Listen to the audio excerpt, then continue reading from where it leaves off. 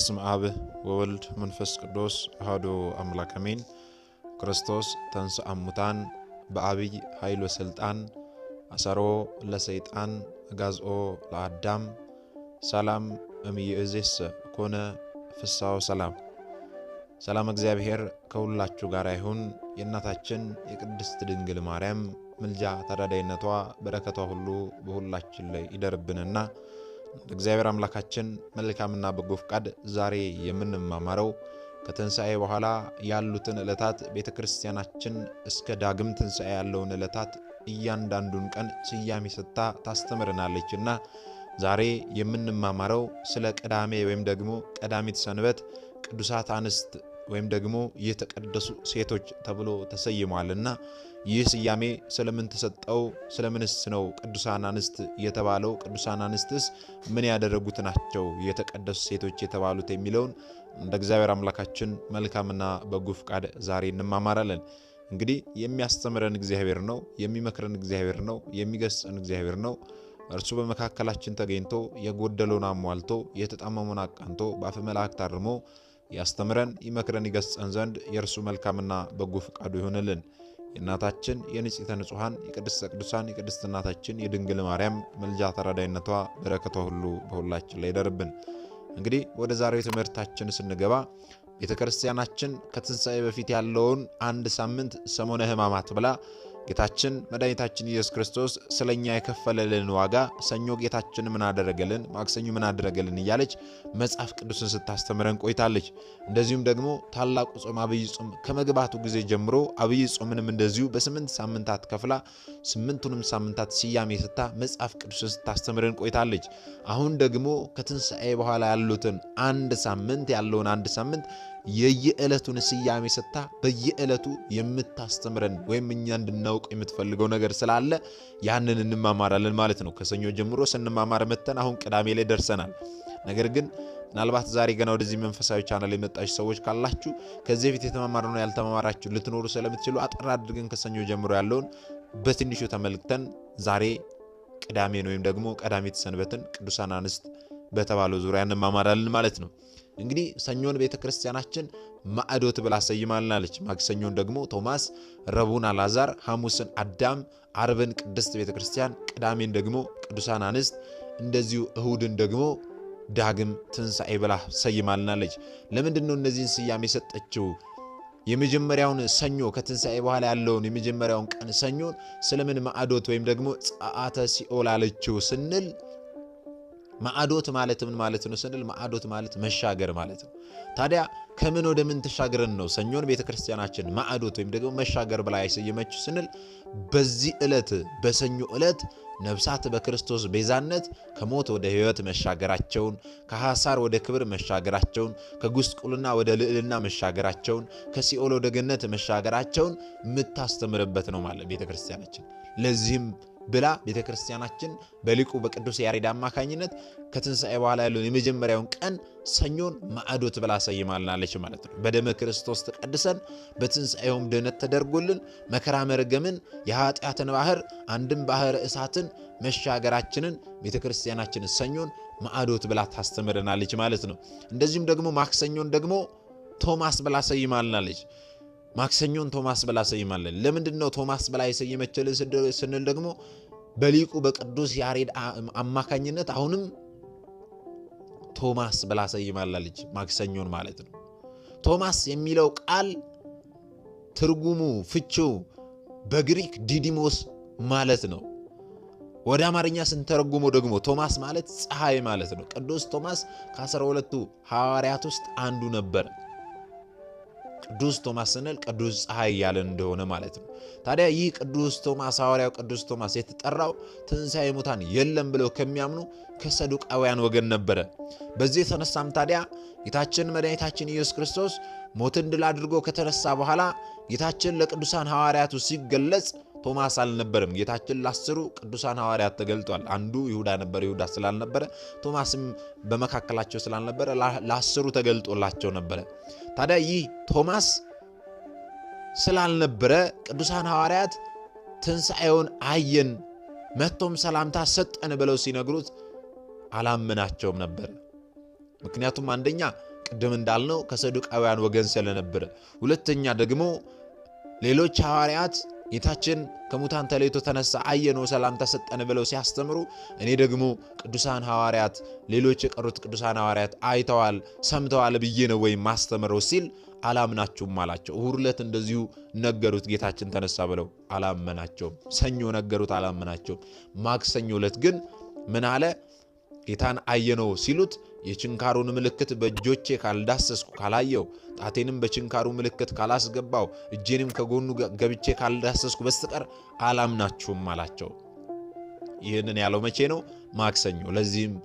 በዚህም ምክንያት ቤተክርስቲያናችን ከትንሣኤ በኋላ ያለውን ማክሰኞን ቶማስ ብላ ሰይማ ቶማስ ያለማመኑን እንደዚሁም ደግሞ ጌታችን ከሙታን ተለይቶ በተነሳ በስምንተኛው ቀን መጥቶ ቶማስ ባለበት ቦታ መጥቶ ዳግም ትንሣኤውን እንደገለጠ የቶማስንም አለማመን ያውቆ የነበረ ጌታችን ቶማስ እንዲያምን ጣትህን ወደዚህ አምጣና እጆቼን እይ እጅህንም አምጣና በጎኔ አግባው ብሎ ቶማስ የተጠራጠረውን እንዲያምን እንዳደረገው ከሙታን ተለይቶ በተነሳ በስምንተኛው ቀን ዳግም ትንሣኤ ብለን በመንማማለው ማለት ነው። ዛሬ ስለ ቅዱሳን አንስተ ነው የምናገረው ብለናል። ቀጣይ ደግሞ ዳግም ትንሣኤ ላይ በደንብ እናነሳዋለን ይህንን ታሪክ ማለት ነው። ታዲያ ጌታችን ከሙታን መካከል ተለይቶ በተነሳ በስምንተኛው ቀን ቶማስን ና እጆቼን እይ ዳስ ጎኔንም ዳስ ብሎት ያንን እጆቹን ወደ ጌታ ጎን ቢሰድ ቅዱስ ቶማስ መለኮታዊው ማንነቱ ጣቶቹን ስላኮማተረው ኩምትር ስላለች ጌታዬ አምላኬ ብሎ ጮኋል። አምላክነቱን አምኗል። ጌታችንም የቶማስን እምነት በመንቀፍ ሳዩ የሚያምኑ ብፁዓን ናቸው ብሎታል። ስለዚህ ቅድስት ቤተክርስቲያናችን ታዲያ ዕለቱን ቶማስ በማለት ሐዋርያው ቅዱስ ቶማስ የጌታን ክብር አይቶ ማመኑንና መመስከሩን ታስተምረናለች ማለት ነው። በዮሐንስ ወንጌል ምዕራፍ 20 ቁጥር 26 ጀምሮ ማለት ነው። አስተውሉ። ስለዚህ ሰኞን ማዕዶት ማክሰኞን ቶማስ ተመልክተናል። ረቡዕን ደግሞ ቤተክርስቲያናችን አልዓዛር ብላ ሰይማለች። ለምንድነው አልዓዛር ብላ ሰይመችው ስንል ደግሞ ከትንሣኤው በኋላ ያለችው ረቡዕ አልዓዛር ተብላለች። ለምንድነው ስንል ጌታችን ከሙታን ስላስነሳው ዕለቷን የሐዋርያው መታሰቢያ ሆናለች ማለት ነው። አስተውሉ። ጌታችን እሁድ ተነሳ። ጌታችን በተነሳ በአራተኛው ቀን ረቡዕ ደግሞ የአልዓዛርን መታሰቢያ ያደረገችልን ቤተክርስቲያናችን። ምክንያቱም አልዓዛር ከሙታን ከሞተ በኋላ ሞቶ ከተቀበረ በኋላ በአራተኛው ቀን ከሙታን መካከል ጌታችን ስላስነሳው መግነዝ ፍቱልኝ መቃብር ክፈቱልኝ ሳይል እንደተገነዘ ሆኖ ጌታችን ከሙታን መካከል ስላስነሳው ጌታችን ከተነሳ በአራተኛው ቀን የቅዱስ አልዓዛር መታሰቢያ እንዲሆን ይህ ተደርጓል ማለት ነው። ቅዱስ አልዓዛር ማን ነው ስንል ቅዱስ አልዓዛር በሀገረ ቢታንያ ከእህቶቹ ማርያና ማርታ ጋር ይኖር የነበረ ሰው ነው። ሶስቱም ድንግልናቸውን ጠብቀው ጌታችንን ያገለግሉት ነበርና አልዓዛርን ከ72ቱ አርድእት ማርያና ማርታን ደግሞ ዛሬ ከምንመለከታቸው ከቅዱሳን አንስት ከ36ቱ ቅዱሳን አንስት ጋር ቆጥሯቸዋል ማለት ነው። አርድእት ምንድነው? ቅዱሳን አንስት ምንድናቸው የሚለው ዛሬ እንመለከታለን በቀዳሚ ትምህርታችን ላይ ማለት ነው። በወንጌል ታዲያ ጌታችን ይወዳቸው እንደነበረ ተገልጧል። ምክንያቱም ጌታችን መድኃኒታችን ኢየሱስ ክርስቶስ ሲወድ የሚያበላልጥ አምላክ ሆኖ አይደለም፣ ነገር ግን እነርሱን የሚያስወድዳቸው ተወዳጅ የሚያደርጋቸውን ስራ ይሰሩ እንደነበረ ሲነግረን ነው ማለት ነው። አስተውሉ። ቅዱስ መጽሐፍ እንደነገረን ታዲያ ጌታችን በእነ አልዓዛር ቤት በእንግድነት ይስተናገድ ነበረ። በመጨረሻው ምሴተ ሐሙስም ቅዱስ ሥጋውንና ክቡር ደሙን ለሐዋርያቱ ያቀበላቸው በእነዚህ ቅዱሳን ቤት ውስጥ ነበረ። ቅዱስ አልዓዛር በጽኑ ታሞ አርፏል። ቅዱሳት እህቶቹ ማርያና ማርታ ታዲያ ከታላቅ ለቅሶ ጋር ዕለቱን ቀብሮታል። በዮሐንስ ወንጌል ምዕራፍ 11 ላይ እንደምታገኙት ቸር ጌታችን መድኃኒታችን ኢየሱስ ክርስቶስ ታዲያ ከአራት ቀን በኋላ አስነስቶታል ማለት ነው። ለስም አጠራሩ ስግደት ክብር ጌትነት ይድረሰውና አምላካችን መድኃኒታችን ኢየሱስ ክርስቶስ አልዓዛር ባረፈ በአራተኛው ቀን ወደ ቢታንያ ደረሰ። ማርታ ቀድማ ወጥታ ከእንባ ጋር ተቀበለችው። አዳም ወዴት ነህ ያለ አምላካችን ዘፍጥረት 3 ላይ የአዳም ፈጣሪ አልዓዛርን ወዴት ቀበራችሁት አላቸው። ቸርነቱ ባህሪው ያራራዋልና ስታለቅስ አብሯት አለቀሰ፣ ሲያዝኑ አብሯቸው አዘነ። ከዚያም ታዲያ በባህሪ ስልጣኑ አልዓዛር አልዓዛር ብሎ አልዓዛርን አስነሳው። መግነዝ ፍቱልኝ መቃብር ክፈቱልኝ ሳይል እንደዛው እንደተገነዘ ሆኖ አልዓዛር ከሞተ በአራተኛው ቀን ከሙታን መካከል ተነሳ። ይህች ተአምር ታዲያ በአይሁድ ዘንድ ግርምት ሆነችባቸው። አይተው አያውቁምና ማለት ነው። እንዴት ሰው ከሞተ በኋላ ከተቀበረ በኋላ 4 ቀን ሙሉ በመቃብር ውስጥ አድሮ ይነሳል ብለው ግርምት ሆነችባቸው። ለጌታም የሞት ምክንያት አደረጓት። ቅድስት ቤተክርስቲያን መጽሐፍ ቅዱስን መሰረት አድርጋ በዮሐንስ ወንጌል ምዕራፍ 11 ቁጥር 1 እስከ ፍጻሜ ያለውን የአልዓዛርን ታሪክ ታስተምረናለች ማለት ነው። ቅዱስ አልዓዛር ጌታችን ካስነሳው በኋላ በበዓለ ሃምሳ መንፈስ ቅዱስን ተቀብሎ ቁጥሩ ከ72ቱ አርድእት መካከል ሆኗል ማለት ነው። ለ40 ዓመት ወንጌልን አስተምሮ ቆጵሮስ በተባለ አካባቢ አርፏል ማለት ነው። ለዚህም ቤተክርስቲያናችን ይህንን ዕለት ረቡዕን አልዓዛር ብላ ሰይማለች። ሐሙስን ደግሞ አዳም ብላ ሰይማለች። ዕለተ ሐሙስ አዳም ተብሎ ተሰይሟል። ለምንድን ነው ዕለተ ሐሙስ አዳም ተብሎ የተሰየመው ስንል ደግሞ ለአዳም የተገባለት ምሉእ ተስፋ የተፈጸመለትን ሚስጥር የምናስታውስበትና የምንዘክርበት ዕለት ነው። ጌታችን አምላካችን መድኃኒታችን ኢየሱስ ክርስቶስ አዳምና ሔዋን በድለው ከኤደን ገነት ከተባረሩ በኋላ 40 ቀን ወደ ጌታችን ቢራራልን ይቅር ቢለን ብለው ወደ ጌታችን ዘንድ ጸልየው አልቅሰው ነበረ። ሰይጣን ዲያብሎስን ፈተናዎችን ፈትኗቸው ነበር፣ አሰቃይቷቸው ነበረ የአዳም ደም እስከሚፈስ ድረስ። በዚህ ጊዜ ጌታችን አዳም ሆይ በአንተ ደም አይደለም ዓለም የሚድነው ከልጅ ልጅ ተወልጄ እኔ በማፈሰው ደም ነው። ስለዚህ ከ5 ቀን ተኩል በኋላ ከልጅ ልጅ ተወልጄ አድንሃለሁ ብሎ ቃል ኪዳንን ገብቶለት ነበረ። ከ5 ቀን ተኩል በኋላ ማለት ከ5500 ዘመን በኋላ ማለት ነው። ስለዚህ ያ ከ5500 ዘመን በኋላ ጌታችን የገባለትን ቃል ኪዳን ከልጅ ልጁ ተወልዶ ከእናታችን ቅድስት ድንግል ማርያም ከስጋዋ ስጋ ከነፍሷ ነፍስ ነስቶ በከብቶች ግርግም ተወልዶ በባሕረ ዮርዳኖስ ተጠምቆ በመልዕልተ መስቀል ላይ ተሰቅሎ የገባለትን ቃል ኪዳን ፈጽሞ አዳምና እኛ ልጆቹን ነፃ እንዳወጣን ያ የተገባለት ቃል ኪዳን መፈጸሙን የምናስታውስበት የምንዘክርበት ስለሆነ ይህ ዕለተ ሐሙስ የአዳም ሐሙስ የሔዋን ሐሙስ የኛ የክርስቲያኖች የምእመናን ሁሉ ሐሙስ ተብሎ ተሰይሟል ማለት ነው። ምክንያቱም ለክርስቶስ ሰው መሆን ዋና ምክንያቱ ጸሎተ አዳምና ጸሎተ ሔዋን ነበረ። ርደተ ሲኦልን በሚጠታቸው ርደተ መቃብርን በሙስና መቃብር ጽልመተ ሲኦልን በብርሃነ መለኮት ለውጦ ሞተ ሥጋ ወነፍስ ተፈርዶባቸው የነበረውን ሁሉ እግዚአብሔር አምላካችን አድኗቸዋልና ማለት ነው። ኃጢአት ከበዛችበት ዘንድ ጸጋ እግዚአብሔር ትበዛለች ብለው ያመሰግኑበት መታሰቢያ ነው ማለት ነው። ይህ ዕለት አዳምና ሔዋን ከሲኦል የወጡት ዓርብ ቢሆንም እዚህ መከበሩ ለምንድን ነው ከተባለ ደግሞ ዓርብ ለበለጠው ለአምላካችን ለአዳኛችን ለክርስቶስ ስቅለት ዕለት መታሰቢያ ስለሆነ ተቀይሮ በዚህ ዕለት ሆኗል። ታዲያ ለምን ሰኞ አልሆነም? ለምን ማክሰኞ አልሆነም? ለምን ረቡዕ አልሆነም? ለምን ሐሙስ ዋለ ስንል ደግሞ ከእሁድ እስከ ሐሙስ ያለውን ቀን ስንቆጥር 5 ቀን ይሆናል። ያም ደግሞ 5 ቀን ከተኩል ሲፈጸም አድንሃለሁ ብሎት ነበርና ያ እንደተፈጸመ ለማጠየቅ ሲባል ቤተክርስቲያናችን ከትንሣኤ በኋላ ያለውን ሐሙስ የአዳም ሐሙስ የሔዋን ሐሙስ ብላ ሰይማልናለች ማለት ነው። ያም ደግሞ ለአዳምና ለሔዋን ለኛ ለልጆቹም ጭምር የተገባልን ቃል ኪዳን እግዚአብሔር አምላካችን የገባልን ቃል ኪዳን መፈጸሙን ስታስተምረን ነው ማለት ነው። አስተው እንደዚህም ደግሞ ዓርብን ደግሞ ቤተክርስቲያናችን ቅድስት ቤተክርስቲያን ብላ ሰይማልናለች። ለምንድን ነው ቅድስት ቤተክርስቲያን ተብላ የተሰየመችው ስንል ከትንሣኤ በኋላ ያለችው ዓርብ በዚህ ዕለት ቤተክርስቲያን በክርስቶስ ደም መመስረቷ ይነገራል። ክርስቶስ ስለ እርሷ ራሱን አሳልፎ ሰጥቶ ቤዛ ሆኖ በደሙ አጽንቶ በትንሣኤው ድል ሰጥቶ እንዳከበራት ይነገራል። የቤተ ክርስቲያን ራሷ መሰረቷ ክርስቶስ መሆኑ በስፋትና በምላት ይሰበካል። ቤተ ክርስቲያን ስንል ሕንፃውን ብቻ ሳይሆን አማኞችን ጭምር ነው ማለት ነው። ክርስቶስ ለሕንፃ አልሞተምና። ስለዚህ ይህንን ዕለት ቤተ ክርስቲያናችን ከትንሣኤ በኋላ ያለውን ዓርብ ቤተ ክርስቲያን ብላ ስትሰይም ብዙ ምክንያት ስላላት ነው። አስተውሉ። ከልደቱ እስከ ሞቱ ያደረገው የማዳን ጉዞ በሙሉ የተፈጸመው በዚህ በዕለተ ዓርብ ነው። ፍጥረታትን ሁሉ ፈጥሮም ደግሞ በስነ ፍጥረት ፍጥረታትን ሁሉ ፈጥሮ የፈጸመውም ዕለት ይህ ዓርብ ነው።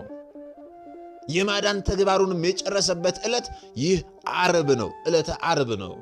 አስተውሉ። የሰው ልጆችን ፍጥረት 22ቱን ፍጥረት ከፈጠረ በኋላ እግዚአብሔር አምላካችን በመጨረሻው ዓርብ የሰው ልጅን ከፈጠረ ባሪያውና በአምሳሉ ከፈጠረ በኋላ ፍጥረታቱን ሁሉ የመፍጠሩን ሥራ ፈጽሞ በቀዳሚት ሰንበት እንደዚሁ አርፎባታል ማለት ነው። አስተውሉ። ወይ የተፈጸመ ሁሉ እንዲል ዓርብ የቤተ ክርስቲያን ሁለመናዊ ምስጢር የተፈጸመበት ዕለት ስለሆነ ቤተ ክርስቲያን ትባላለች። ምን አይነት ምስጢራት ሁለመናዊ ምስጢር የተፈጸመበት ነው ስንል ምን አይነት ምስጢር ስንል ደግሞ ዓርብ ለቤተ ክርስቲያን መሰረት የሆኑ ዋና ዋና ምስጢራት ተሟልተውባታል። ለምሳሌ ያህል ስንመለከት የመስቀል አዳኝነቱ ከእርግማንነቱ ተለይቶ ታውቋል። ጌታችን በመስቀል ላይ ተሰቅሎ መስቀልን የድህነታችን አርማ የሰላማችን አርማ አዳኝ አድርጎ መስቀልን እስከሚሰጠን ድረስ በቀደመው ከክርስቶስ ስቅለት በፊት በብሉይ ኪዳን የነበሩ መስቀል የመቅጫ የወንጀለኞች መቅጫ ነው እንጂ የድህነት የሰላም አርማ አልነበረም። ነገር ግን ጌታችን መድኃኒታችን ኢየሱስ ክርስቶስ በዕለተ ዓርብ ከተሰቀለ በኋላ መስቀል አዳኝነቱ ታውቋል ማለት ነው። እርግማንነቱ ተለይቶ ከእርግማንነቱ ተለይቶ አዳኝነቱ ታውቋል። ስለዚህ በዕለተ ዓርብ የመጀመሪያው የመስቀል አዳኝነት ታውቋል። የሰላም ምልክታችን ታውቋል። ሌላው ደግሞ ምን ታውቋል ስንል የሕንጻዋ መሰረት ቀራንዮ ተተክሎላታል። ስጋ መለኮት የምትፈትተው ቤተክርስቲያናችን በቀራንዮ ተቆርሶላታል። የምትፈትተውን ስጋ ማለት ነው። ልጆቿን ከማህፀነ ዮርዳኖስ ከአብራ ከመንፈስ ቅዱስ የምትወልድበት ማይገቦ ወይም ደግሞ የክርስትና ጥምቀት የምንጠመቅበት ጸበል ደግሞ እንደዚሁ ጌታችን በመስቀል ላይ ከተሰቀለ በኋላ ሌንጊኖስ የሚባለው ጦረኛ ወይም ያ ወታደር ጎኑን በሚወጋው ጊዜ ደምና ውሃ ፈሶታል። ውሃው ከአብራ ከመንፈስ ቅዱስ የምንወለድበት ማይገቦ ነው። ደሙ ደግሞ እንደዚሁ የጌታችን መድኃኒታችን ኢየሱስ ክርስቶስ ክቡር ደሙ እንደዚሁ የተቆረሰው ደግሞ መስቀል ላይ ክቡር ስጋው ነው። ቁርባናችንንም በዛው ፈጽሞልናል ማለት ነው ጌታችን። ስለዚህ ለቤተ ክርስቲያን ዋና ዋና ምስጢራት የተባሉት የተከናወኑት ወይም የተሟሉት በዚህ በዕለተ ዓርብ ጌታችን በመልዕልተ መስቀል ላይ ከተሰቀለ በኋላ ነው። ስብከት፣ ትምህርት፣ ተአምራት፣ ትንሣኤ ተደርጎላታል በዚህ ዕለት። ይህንን ሁሉ ምስጢር ያገኘችው በዕለተ ዓርብ ስለሆነ ቤተ ክርስቲያን ተብላለች ማለት ነው። ይህቺ ከትንሣኤ በኋላ ያለችው ዓርብ የዓርብ ትርጓሜውም ታዲያ የሥራ መክተቻ ወይም መፈጸሚያ ማለት ነው። ስለዚህ ሁሉን ጌታችን የማዳኑን ተግባር የፈጸመበት ዕለት ነው የመጀመሪያው። ሁለተኛው ደግሞ ጌታችንም እንደዚሁ ስነ ፍጥረታትን ሁሉ ፈጥሮ የጨረሰበትም ዕለት ነው። ዓርብ ማለት የሥራ መክተቻ ማለት ነው፣ መፈጸሚያ ማለት ነው። ሁሉም ሰው ሰኞ ስራውን እየሰራ ዓርብ ዕለት ስራውን ይጨርሳልና ማለት ነው። ስለዚህ ይህች ዕለት ቤተክርስቲያን የተባለችበት ምክንያት ይህ ነው። ወደ ዛሬው ስንመጣ ደግሞ ዛሬ ቅዱሳን አንስት የሚል ስያሜ ተሰጥቷታል። ቀዳሚት ሰንበት ቤተክርስቲያናችን ቅዱሳት አንስት ብላ ሰይማልናለች። እንግዲህ ቅዱሳት አንስት ስንል ምን ማለታችን ነው ስንል ቅዱሳን አንስት ማለት የተቀደሱ ሴቶች ማለት ነው። እነዚህ የተቀደሱ ሴቶች ስንት ናቸው ስንል 36 ናቸው። ጌታችን በወቅቱ በኢየሩሳሌምና በዙሪያ ከተከተሉት ሴቶች ጌታችን 36ን ቅዱሳት አንስት መርጧል። 36 የተቀደሱ ሴቶችን መርጧል ማለት ነው። አስተውሉ። ጌታችን በመዋዕለ ሥጋዌው 120 ቤተሰብ ነበረው። 120 ቤተሰብ ነበረው። እነዛ 120 ቤተሰቦች ምን ምንድን ናቸው ስንል ደግሞ 12ቱ ደቀ መዛሙርት ወይም ደግሞ ሐዋርያት ከዋለበት የሚውሉ ካደረበት የሚያድሩ ጌታችን ሲያስተምራቸው የነበሩ 72 ደግሞ አርድእት አሉ። እነዚህ አርድእት የምንላቸው ምንድናቸው ስንል ረዳቶች ማለት ነው። 12 ደቀ መዛሙርት አሉ፣ 72 ረዳቶች አሉ። ከሴቶች ደግሞ 36 ቅዱሳን አንስት አሉ። 36 ቅዱሳን አንስት ማለት 36 የተባረኩ የተቀደሱ ሴቶች ማለት ነው። እነዚህ በአንድ ላይ 12 ደቀ መዛሙርት፣ 72 ቅዱሳት አርድእት እንደዚሁ ደግሞ 36 ቅዱሳን አንስት እነዚህ አንድ ላይ ስንት ይሆናሉ? 120 ይሆናሉ። በዘመነ ሥጋዌው ጌታችን መድኃኒታችን ኢየሱስ ክርስቶስ እነዚህን 120 ቤተሰብ መርጧል። ታዲያ የዛሬዋ ቀዳሚት ሰንበት ይህች ዕለት በቤተ ክርስቲያናችን ጌታችንን በዘመነ ሥጋዌው በገንዘባቸውና በጉልበታቸው ላገለገሉት በስቅለቱ ጊዜ እስከ ቀራንዮ ድረስ ለተከተሉት ስለኔ አታልቅሱ ስለ ራሳችሁ አልቅሱ ብሎ ጌታችን የተናገራቸው በትንሣኤው ዕለት በሌሊት ወደ መቃብሩ ሽቶና አበባ ይዘው ለገሰገሱት በትንሣኤውም ጌታችንን ከሁሉ ቀድሞ ለማየት ለበቁት ሴቶች መታሰቢያ ትሆን ዘንድ ቅዱሳት አንስት ተብላ ትጠራለች ማለት ነው። ስለነዚህ ቅዱሳን አንስት ደግሞ ማቴዎስ ወንጌል ምዕራፍ 25 ቁጥር 1 እስከ 11 በሉቃስ ወንጌል ምዕራፍ 23 ቁጥር 27 እስከ 33 የምናገኘው ነው ማለት ነው። የቅዱሳት አንስት በረከታቸው በእውነት በሁላችን ላይ ይደርብን። ስለዚህ ጌታችን መድኃኒታችን ኢየሱስ ክርስቶስ እንዳልነው በወቅቱ በኢየሩሳሌምና በዙሪያ ከተከተሉት ሴቶች መካከል 36ቱን መርጧል ብለናል። ዛሬ ለ36ቱ ቅዱሳን አንስት ወይም ለተከበሩት ለተቀደሱት ለነዚህ ለቅዱሳን አንስት መታሰቢያቸው ነው። ስለ እነርሱ እንድናስብ ነው ቤተክርስቲያናችን የሚያደርገው። እነዚህ እናቶች ታዲያ ጌታችን ከዋለበት ውለው ካደረበት አድረው የቃሉን ትምህርት ሰምተዋል፣ የእጁንም ታምራት አይተዋል፣ ፈጽመውም አገልግለውታል። በዕለተ ዓርብ ፊታቸውን እየነጩ ደረታቸውን እየደቁ እንባቸው እንደ ጎርፍ እየፈሰሰ አብረው ውለዋል። በእውነት በረከታቸው ረድኤታቸው በሁላችን ሊደርብን። ደቀ መዛሙርቱ እንኳን ጌታችን ከተያዘባት ሐሙስ ማታ ጀምሮ ከቅዱስ ዮሐንስ በስተቀር ጴጥሮስም የተወሰነ ቦታ እስከሚደርስ ድረስ ከመከተሉ ውጪ ሌሎቹ ደቀ መዛሙርቱ እንኳን ፈርተው በተበተኑበት ሰዓት ላይ እነዚህ ቅዱሳን አንስት እነዚህ የተቀደሱ ሴቶች የአይሁድን ማስፈራሪያ ዛቻ ሁሉ ንቀው የጌታችን ፍቅር በልጦባቸው አስተውሉ። የጌታችን ፍቅር በልጦባቸው ምንም ነገር ሳያግዳቸው በጋለ ፍቅር አካሉን በመፈለግ ጌታችንን እስከ ቀራንዮ ድረስ ተከትለውታል። በእንባ እያለቀሱ ማለት ነው።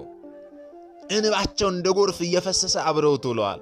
ጌታም ታዲያ ፍጹም ፍቅራቸውን ተመልክቷልና ከሁሉ አስቀድሞ ትንሣኤውን ለነሱ ገለጠላቸው። እስከ መጨረሻው ለተከተሉት ለነዚህ ለቅዱሳን አንስት ለተቀደሱ ሴቶች አስተውሉ። እነርሱም ታዲያ ትንሣኤውን በመፋጠን አብስረዋል። በዚህም ምክንያት ነው ታዲያ ይህች ዕለት ቅዱሳን አንስት ተብላ የተጠቀሰችው ማለት ነው። አምላካችን በፍቅርና በቅድስና ካጌጡ እናቶቻችን ከነዚህ ከቅዱሳን ሴቶች በረከት ረድኤታቸውን ይክፈለን። በዚህ በማቴዎስ ወንጌል ምዕራፍ 25 ቁጥር 5 እስከ 10 ያለውን ስንመለከት ጌታችን ከሁሉ አስቀድሞ ለነዚህ ቅዱሳን አንስት ለነ ማርያም መቅደላዊት ትንሣኤውን እንዳበሰራቸው እንደነገራቸው እንመለከታለን። እንዲህ ይላል። መልአኩም መልሶ ሴቶቹን አላቸው፣ እናንተስ አትፍሩ፣ የተሰቀለውን ኢየሱስን እንድትሹ አውቃለሁና እንደተናገረ ተነስቷልና በዚህ የለም። የተኛበትን ስፍራ ኑና እዩ፣ ፈጥናችሁም ሂዱና ከሙታን ተነሳ፣ እነሆም ወደ ገሊላ ይቀድማችኋል፣ ከዚያም ታዩታላችሁ ብላችሁ ለደቀ መዛሙርቱ ንገሯቸው። እነሆም ኢየሱስ አገኛቸውና ደስ ይበላችሁ አላቸው። እነርሱም ቀርበው እግሩን ይዘው ሰገዱለት ይላል። አስተውሉ። ይህ ምንድነው የሚያሳየን ስንል እስከ መጨረሻው ለተከተሉት ለነዚህ ቅዱሳን አንስት ጌታችን ፍቅራቸውን፣ ትዕግስታቸውን፣ ሌላው ዛቻ ማስፈራሪያ ሁሉ ሳይበግራቸው በክርስቶስ ፍቅር ተጠምደው እስከ መጨረሻው ድረስ ለተከተሉት ከሁሉ አስቀድመው ይህንን የጌታን ትንሣኤ እንዲያዩ አድርጓቸዋል። አንዳንድ መምህራን ግን ሲያስተምሩ ትንሣኤውን ለሴቶች አስቀድሞ ማሳየቱ እነርሱ ለወሬ እየቸኮሉ ስለሆኑ እንዲያባዙ ነው፣ ቶሎ ትንሣኤው እንዲዳረስ ነው ብለው ያስተምራሉ። ለዛ አይደለም እግዚአብሔር የተሰቦች ትንሣኤውን ቀድመው እንዲመለከቱ ያደረገው እግዚአብሔር አምላክ እስከ መጨረሻው ድረስ ጸንተው ስለተከተሉት ደቀ መዛሙርቱ እንኳን በተበተኑበት ሰዓት ላይ እነርሱ በዕለተ ዓርብ እስከ ዕለተ ዓርብ ድረስ ተከትለውት በዕለተ ዓርብ ፊታቸውን እየነጩ ደረታቸውን እየደቁ እንባቸውን እንደ ጎርፍ እየፈሰሰ አብረውት ከጌታችን ጋር ስለዋሉ ነው እነዚህ 36ቱ ቅዱሳን አንስት ማለት ነው። ለዚህ ነው ፍቅራቸውን ተመልክቶ ነው ጌታችን ትንሣኤውን የገለጠላቸው እንጂ ወሬ ቶሎ እንዲያዳርሱ ነው ፈጥኖ እንዲዳረስ ነው የሚል የቤተ ክርስቲያን አስተምሮ የለም። አንዳንድ መምህራን እንደዚያ ስለሚያስተምሩ ማለት ነው። ፍቅራቸውን ተመልክቶ ነው፣ ጽናታቸውን ተመልክቶ ነው ቤተ ክርስቲያናችን ጌታችን ይህንን ያደረገው ማለት ነው። በዚህ ምክንያት ለነዚህ ለተቀደሱ ሴቶች መታሰቢያ ይሆን ዘንድ ከትንሣኤ በኋላ ያለችው ቀዳሚት ሰንበት በእነዚህ በቅዱሳን አንስት ስም ተሰይማለች ማለት ነው። ስለዚህ ይህ መሆኑን ልናውቅ ያስፈልጋል ማለት ነው። እንግዲህ እኛ የተማርነውን ደግሞ ላልተማሩት ወንድሞቻችን ማስተማር መንፈሳዊ ግዴታችን ነው። በቀጣይ ትምህርታችን ላይ ደግሞ ዛሬ ቅዳሜ ወይም ደግሞ ቀዳሚት ሰንበትን ቤተክርስቲያናችን በሊቁ በቅዱስ ያሬድ አማካኝነት ቅዱሳት አንስት ብላ ሰይማልናለች ብለናል። ነገን ደግሞ ዳግም ትንሳኤ ብላ ሰይማልናለች። ዳግም ትንሳኤ ሲባል ብዙ ሰዎች ግራ የሚገባቸው አሉ። ጌታችን ዳግም እንደ አዲስ ሞቶ ተቀብሮ ከዛ ተነስቶ ነው ወይስ ምንድነው የሚሉ ሰዎች አሉና ዳግም ትንሳኤ የተባለበትን ምክንያት በስፋት እንማማራለን ማለት ነው በነገው ዕለት። ስለዚህ ዛሬ የተማማርነው ደግሞ ላልተማማሩ ላልሰሙት ወንድሞቻችሁ ማሰማት መንፈሳዊ ግዴታችሁ ነው። ምክንያቱም እኛ የተማርነውን አስተምረን ቢሆን ኖሮ እኛ ያወቅነውን አሳውቀን ቢሆን ኖሮ ማንም ሀብተወልድና ስመ ክርስትና ሰጥታ ማተብ በአንገቱ ላይ ካሰረችበት ከቅድስት ቤተክርስቲያን ወጥቶ ወደ ሌሎች ሃይማኖት ተቋማት ባልሄደ ባልገባ ነበረ። ነገር ግን እኛ የተማርነውን ስለማናስተምር ያወቅነውን ስለማናሳውቅ ብዙ እህቶቻችንና ወንድሞቻችን እየሳቱ ነው ያሉትና እየሳቱትንም ለመመለስ ያሉትንም ለማጽናት አሁን ላይ የተማርነው ወደፊት የምንማረውን የቤተክርስቲያናችን አስተምሮ ልናስተምር ያስፈልጋል ማለት ነው። ምናልባት ደግሞ ዛሬ ገና ወደዚህ መንፈሳዊ ቻናል የመጣችሁ ሰዎች ካላችሁ ከዚህ ፊት የተማማርናቸውም ከዚህ በኋላ የምንማማራቸው መንፈሳዊ አስተምሮች ወደ እናንተ እንዲደርሱ ከፈለጋችሁ ሰብስክራይብ አድርጋችሁ የደወል ምልክቱን መጫን ይኖርባችኋል። ምክንያቱም ይህ ቴክኖሎጂ ያመጣው ስርዓት ነው። ይህንን ካደረጋችሁ ዕለት ዕለት ከዚህ የሚለቀቁ አስተምሮች ይደርሷችኋል። ይህንን ካላደረጋችሁ ደግሞ ዛሬ እንዳጋጣሚ እናስተምረው ሰምታችሁ ሊሆን ይችላል፣ በቀጣይ ከዚህ የሚለቀቁ አስተምሮች ወደ እናንተ አይደርሱም ማለት ነው። ስለዚህ ወደ እናንተ እንዲደርሱ ከፈለጋችሁ ሰብስክራይብ አድርጋችሁ የደወል ምልክቱን መጫን ይኖርባችኋል ማለት ነው። ይህ እኔ ያልኩት አይደለም፣ ቴክኖሎጂ ያመጣው ስርዓት ነው። ስለዚህ ይህንን ማድረግ ከናንተ ይጠበቃል። እግዚአብሔር አምላካችን እስካሁን አሳት ጠብቆ ያስተማረን ይመከረን ይገስጸን የአባቶቻችን አምላክ ልዑል እግዚአብሔር ስሙ የተመሰገነ ይሁንልን። እርሱን ጠርተን እርሷን የማንተዋት ንጽሕተ ንጹሐን ቅድስተ ቅዱሳን ቅድስት እናታችን ድንግል ማርያም ዘላለማዊ ስሟ የተመሰገነ ይሁንልን። የሰማነውን በዝነ ልቦናችን ያሳድርብን። ሰሚዎች ብቻ ሳንሆን በሰማነው ቃል 30 60 100 ያመር ፍሬ አፍርተን ዛሬ ስሙ ቀዳሾች ነገ ደግሞ የመንግስት ወራሾች ያደርገን ዘንድ የእርሱ መልካምና በጎ ፈቃዱ ይሁንልን። ወስብሐት ለእግዚአብሔር ወለወላዲቱ ድንግል ወለመስቀሉ ክቡር። ይቆየን።